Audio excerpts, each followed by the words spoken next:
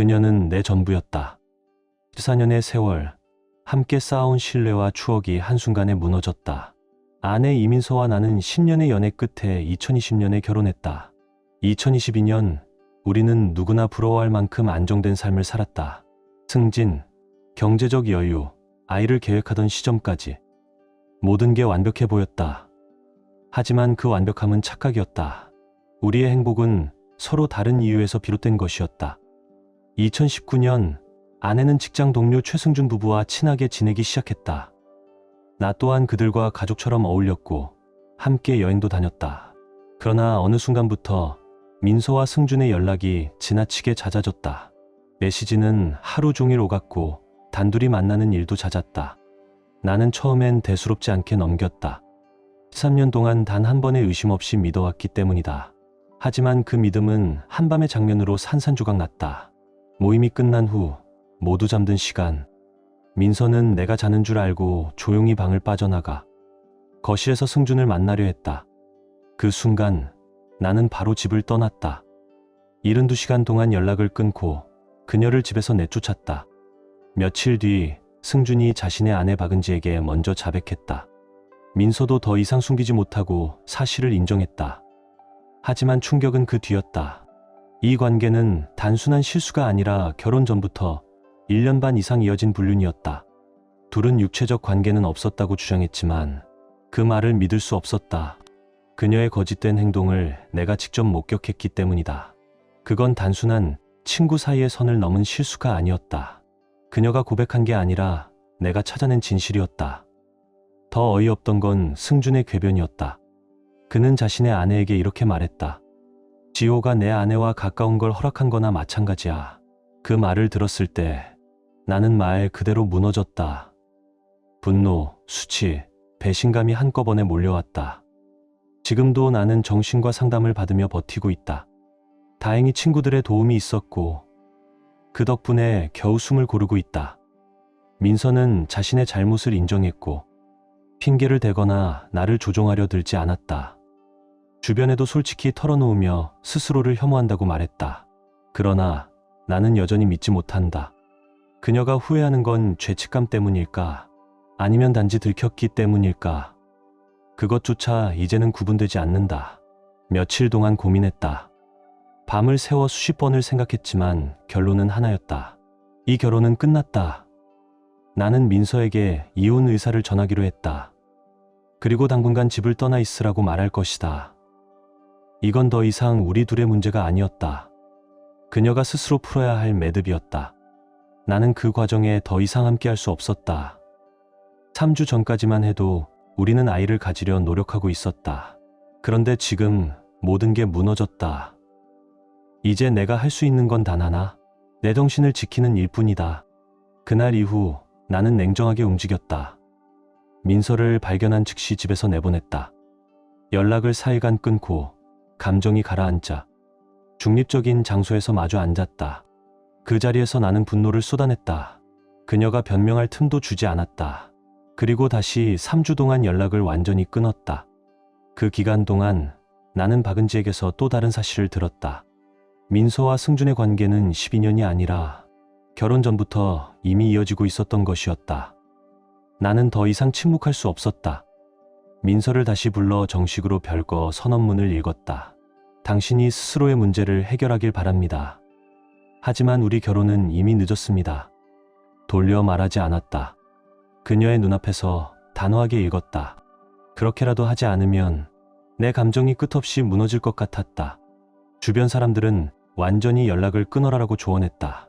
하지만 나는 차라리 이렇게 정리한 게 나았다. 마지막 대화를 마친 후 이제는 나도 그녀도 조금은 나아질 수 있으리라 생각했다. 민서는 완전히 무너져 있었다. 사과하고 자책하고 스스로를 가장 형편없는 인간이라 불렀다. 그러나 나는 알았다. 그녀가 후회하는 건 나의 고통이 아니라 자신의 부끄러움이라는 걸. 그녀는 아직 14년간의 관계가 끝났다는 사실을 받아들이지 못하고 있었다. 하지만 나는 이미 배우자라는 감정을 지웠다. 이제는 나 자신을 먼저 지켜야 했다. 우리는 모든 걸 가졌었다. 돈, 안정된 직장, 평화로운 일상. 좋은 대화, 만족스러운 관계, 서로를 이해하고 맞춰가던 부부였다. 그래서 더 믿기 어려웠다.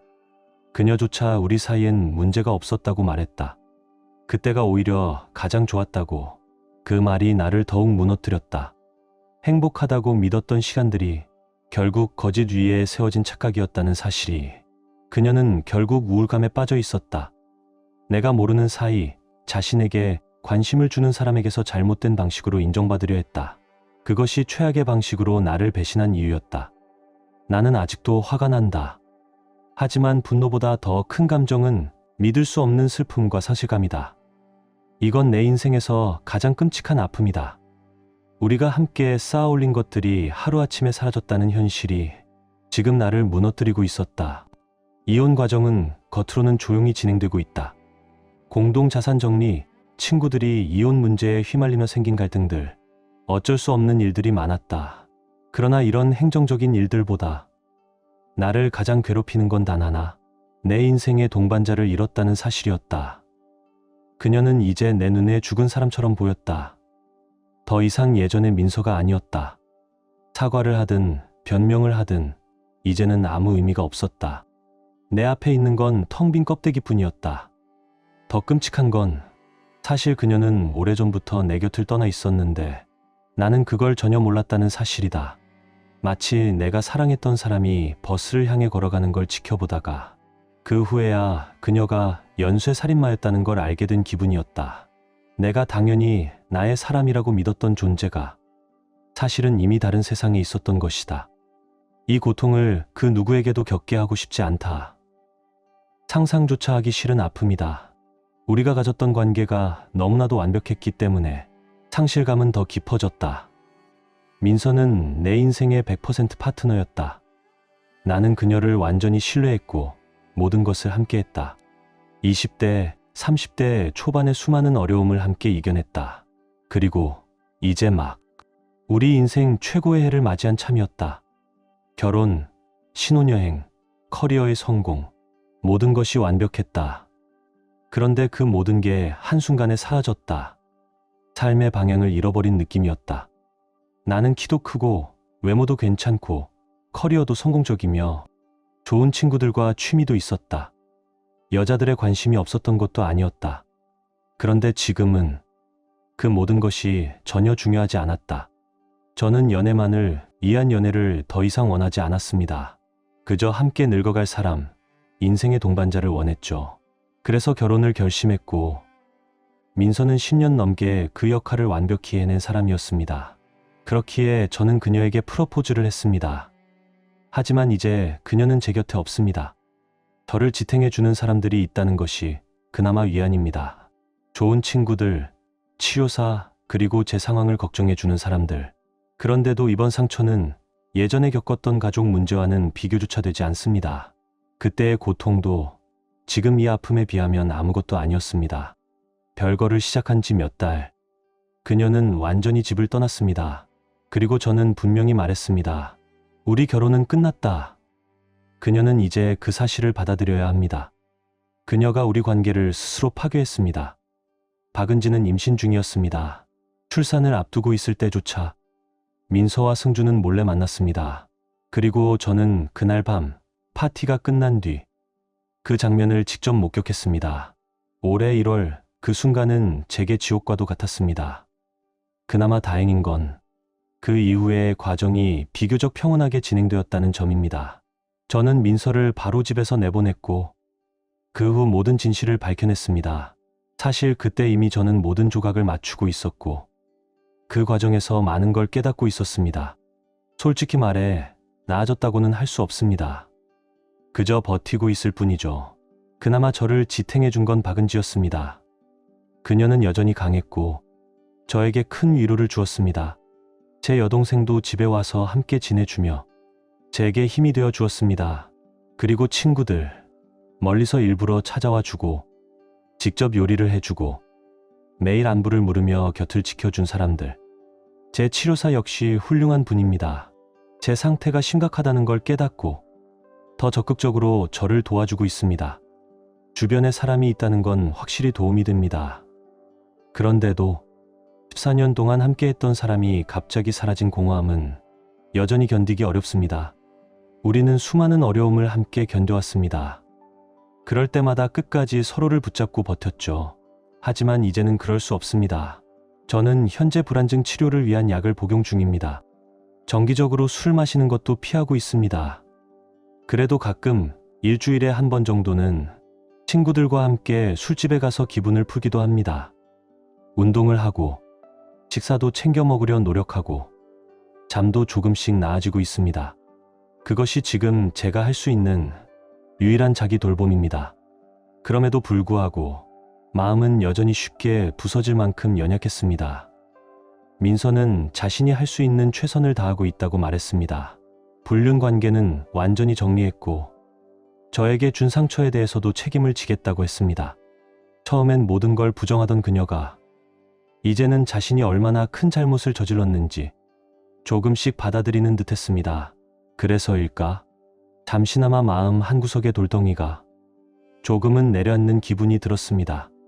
하지만 여전히 그녀는 우리 관계를 되돌리고 싶어 했습니다. 존중하듯 거리를 두면서도 기회가 있다면 다시 돌아가고 싶다고 말했습니다. 저는 제 감정과 상황을 숨기지 않았습니다. 친구들에게도 치료사에게도 솔직히 털어놓았습니다. 한 달 넘게 완전히 연락을 끊은 상태였지만 최근 들어 분노는 조금씩 옅어지고 그 자리를 우울함과 불안이 메워가기 시작했습니다. 그럴수록 무언가를 앞으로 나아가게 하는 힘이 점점 사라지는 기분이었습니다. 이미 몇 명의 변호사와 상담을 진행했습니다. 재산과 자산을 정리해야 할 때입니다. 하지만 이 과정을 밟는 내내 이상한 죄책감이 따라붙었습니다. 마음 깊은 곳에서는 그녀를 절대로 받아들일 수 없다는 걸 알고 있습니다. 설령 다시 받아들인다 해도 그건 더 이상 내가 꿈꾸던 결혼이 아닐 것입니다. 그럼에도 그녀가 무너져가는 모습을 지켜보는 건 괴로웠습니다. 마치 자해를 반복하는 사람을 멀리서 보는 듯한 느낌이었습니다. 그리고 그 고리를 끊어야 하는 사람이 바로 나라는 사실이 더욱 끔찍하게 다가왔습니다. 하지만 진실은 변하지 않았습니다. 그녀가 먼저 우리 관계에 총을 쏘았습니다. 나는 혼자를 선택한 것이 아니라 함께할 사람을 잃은 것뿐이었습니다. 그런데 지금 이 자유가 정말 자유일까? 무엇이든 할 수 있는 시간이 생겼지만 나는 이미 인생에서 가장 소중한 것을 잃었습니다. 아이를 가지려던 계획, 함께 살 집을 구하던 계획, 그 모든 미래를 다시 설계해야 한다는 현실이 너무도 벅찼습니다. 모든 게 어처구니 없게 느껴졌습니다. 우리의 삶이 무너진 날로부터 2개월 반이 흘렀습니다. 그녀는 그동안 별거를 존중했습니다. 하지만 이제 와서 집으로 돌아오겠다고 주장하고 있습니다. 이곳은 나의 집이기도 하다고, 함께 세운 터전이니 내 몫이 있다고 말했습니다. 우리는 조용히 대화하기 위해 중재 상담을 진행했습니다. 하지만 저는 느꼈습니다. 제가 해야 할 일은 이곳을 떠나는 것뿐이라는 걸. 그녀는 여전히 이 집을 포기하지 않았습니다. 아직도 여기가 자신의 집이라 믿고 있었습니다. 이제는 1년짜리 임대 계약서에 서명하는 일조차 두렵다. 어딘가에 정착한다는 개념 자체가 버겁다. 모든 게 일시적이고 잠깐 머물다 사라질 것만 같다.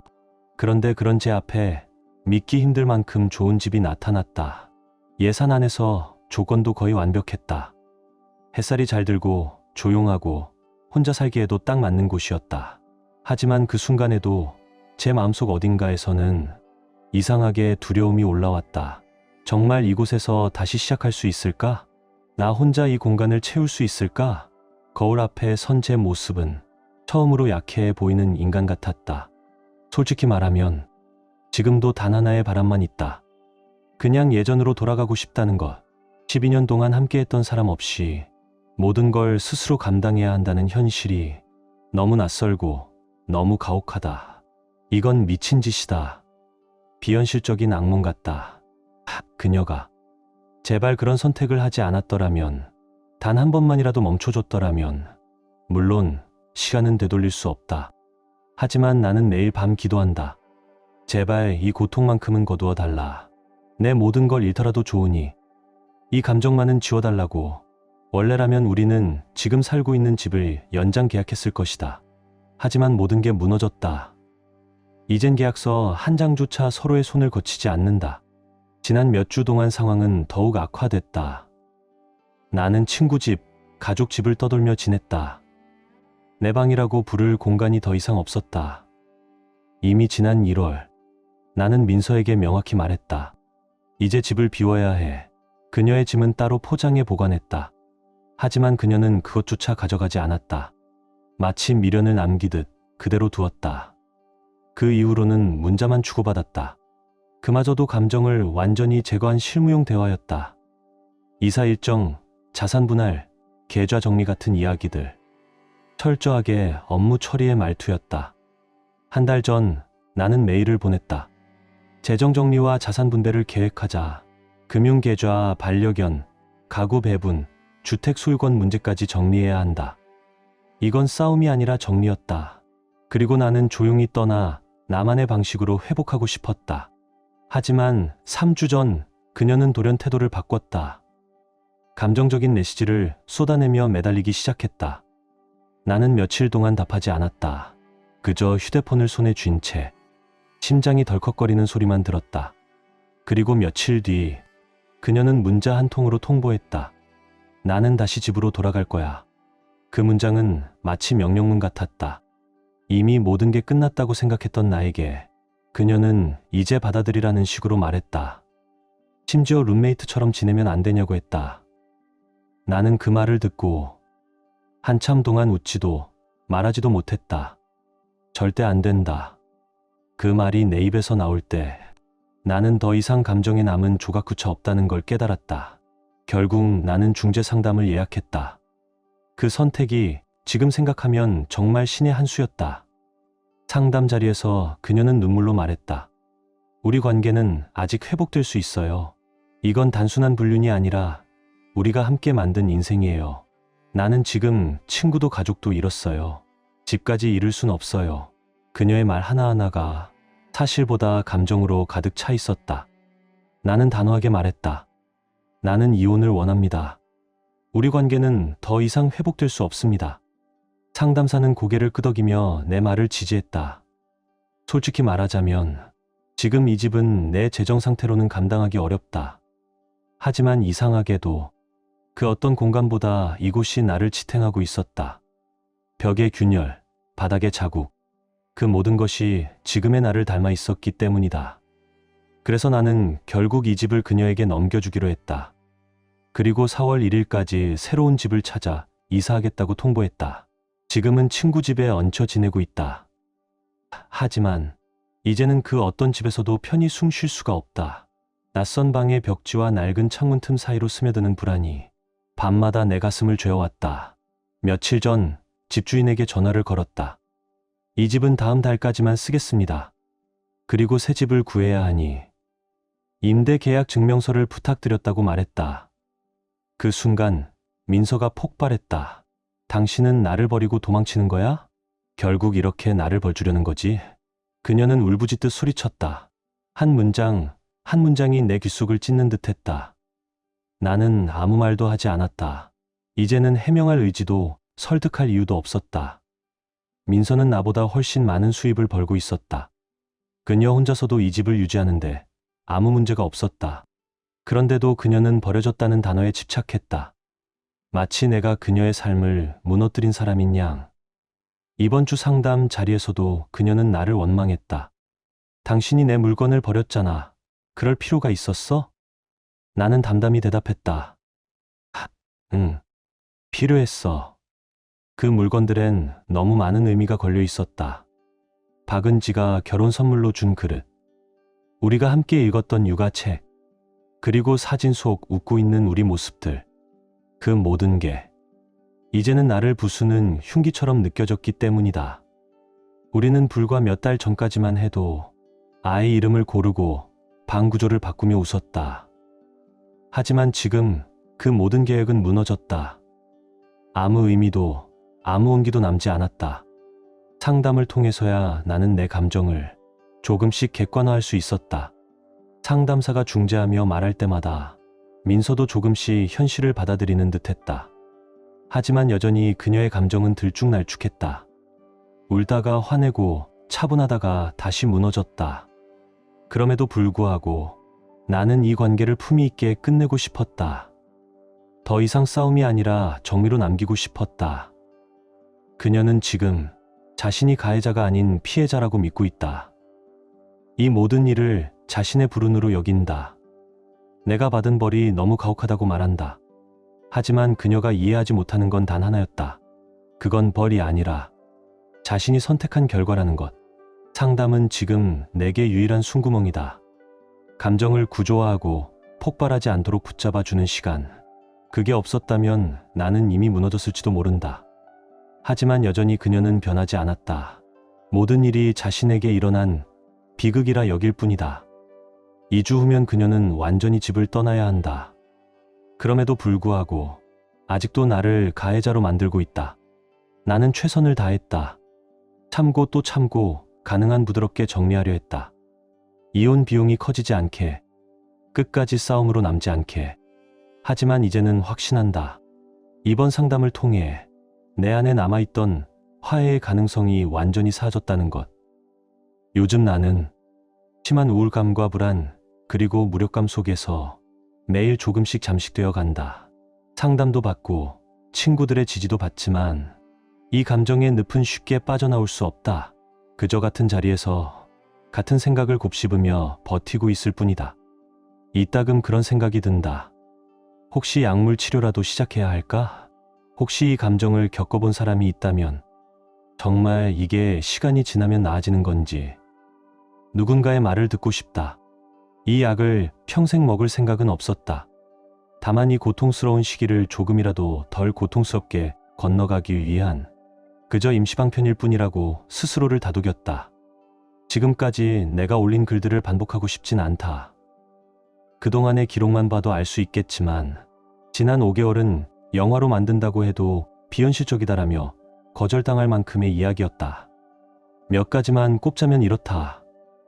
민서는 이혼, 협상 도중 우리가 아이를 가지려 했으니 당신이 내 난자 냉동기를 부담해야 한다. 라고 주장했다. 심지어 미래에 입양할 때의 비용까지 청구하려 했고 결혼 당시 자신의 부모가 준 선물을 돌려달라고도 요구했다.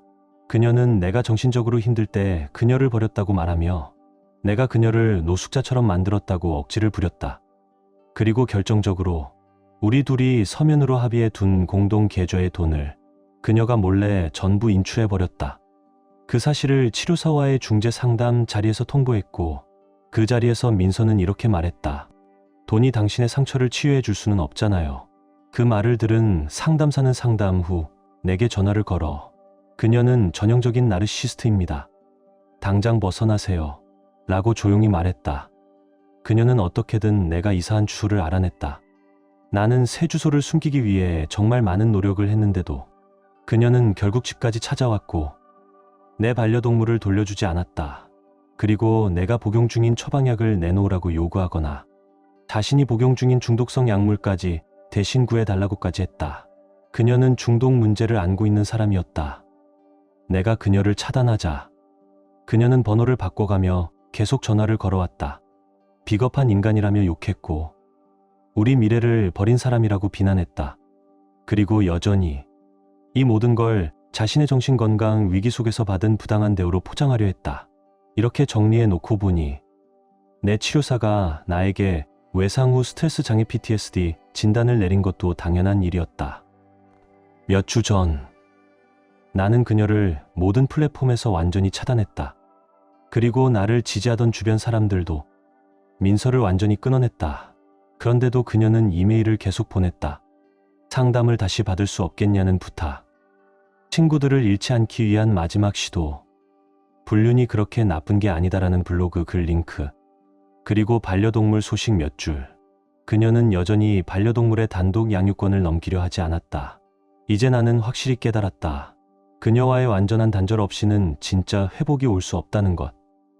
문서상으로는 반려동물의 명의가 민서 이름으로 되어 있었지만 사실상 그 아이는 내 가족이었다. 그녀는 이 반려동물을 핑계 삼아 나와의 연락을 이어가려는 수단으로 활용했다. 아이를 데려오고 데려다주는 과정을 통해 접촉을 유도한 것이다. 하지만 나는 그 반려동물을 포기해야 하는 상황에 직면하며 한없이 죄책감과 자기보호 사이에서 갈등하고 있다. 이 집을 나온 지 이제 2달 반이 지났다.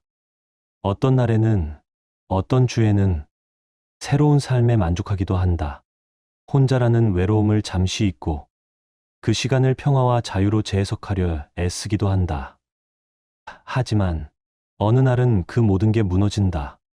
말로 설명할 수 없는 공허함과 무기력감이 파도처럼 몰려온다. 좋은 치료사, 든든한 친구들, 그리고 스스로를 붙들어주는 건강한 루틴이 있다. 운동, 식사, 수면, 약물 치료까지 병행하며 나를 다잡고 있다. 그런데도 이 모든 것이 나를 완전히 치유해주지는 못한다. 빈자리가 여전히 너무 크고 그 공허함은 스스로를 잠식하는 듯하다. 박은지는 여전히 내 곁에 있다. 이 일이 터지기 훨씬 전부터 수년간 친구로 지내온 사람, 지금도 내가 본 사람들 중 가장 강한 사람, 솔직히 말해서 그녀는 지금 내 삶에서 빛 같은 존재다. 그녀와 함께 있으면 숨통이 트이고 잠시나마 나 자신으로 돌아오는 느낌이 든다. 하지만 그녀와 함께 있어도 모든 날이 쉽지만은 않다. 그녀 역시 같은 상처를 지닌 사람이고 결국 그녀도 이혼을 신청했다. 몇 주 전은 우리의 결혼 1주년이었다. 무려 12년을 함께 온 끝에 올린 결혼식. 그날을 기념해야 했던 날. 그러나 그날은 마치 전쟁터로 돌아간 것 같았다. 총탄이 날아들던 자리. 그 속에서 분노와 우울, 부조리함이 뒤엉켜 내 가슴을 짓눌렀다. 내가 힘들게 쌓아온 인생과 파트너십이 눈앞에서 산산조각 나는 광경이 다시 떠올랐다. 그녀는 나와 결혼하면서 자신이 무슨 짓을 하고 있는지 완벽히 알고 있었다. 나는 그 사실을 전혀 모른 채 그녀에게 다가갔다. 잃어버린 것들에 대한 슬픔이 너무 크다. 나는 스스로가 많은 것을 줄 수 있는 사람이라는 걸 알고 있다. 내 삶은 아직 가능성으로 가득 차 있고 혼자서도 충분히 살아갈 수 있는 능력이 있다. 하지만 이건 내 선택이 아니었다. 나는 지금도 여전히 그 고통에서 벗어나지 못하고 있다. 운동도 꾸준히 하고 체중도 조금 줄었고 바깥 공기를 자주 쐬며 친구들도 자주 만나고 있다. 혼술은 이제 거의 하지 않는다. 불안을 다스리는 약물도 복용 중이다. 확실히 도움이 된다. 진전은 있지만 아직 완전히 극복했다고는 말할 수 없다. 이번 주에 이혼 서류를 제출했고 재정 분할에 대한 합의도 마쳤다. 하지만 그 과정이 내게 성취로 느껴지지는 않았다. 그저 하나의 일을 마무리한 정도. 그마저도 이제 민서가 또 어떤 짓을 벌일까 하는 불안감 때문에 흐려졌다. 나는 아직 정상적인 업무 복귀도 75% 정도밖에 하지 못하고 있다. 그로 인해 일도 점점 더 부담스럽게 느껴진다.